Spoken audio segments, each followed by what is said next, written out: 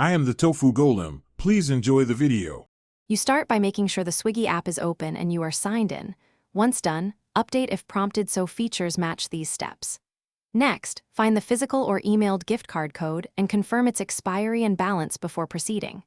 Now go to Payments, select Gift Cards, choose Redeem, type or paste the code exactly, and tap Apply. You should see the added balance reflected under Wallet or Gift Cards. Keep the code copy until the transaction settles. With items in your cart, proceed to checkout and review the order total and delivery charges.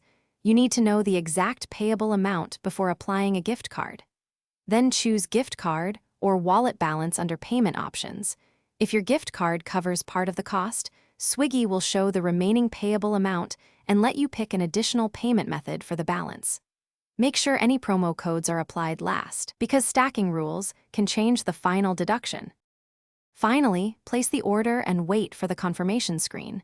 Immediately check the payment breakdown to verify the gift card amount was deducted. Save the order confirmation and a screenshot showing the deduction as proof in case of disputes, and monitor the wallet balance afterward to ensure accuracy. If the code is rejected or balance doesn't update, make sure the app is updated. Re-enter the code carefully, and if it still fails, contact Swiggy support with screenshots and the gift card details so they can resolve it quickly. Thanks for watching. Consider subscribing if we helped you today.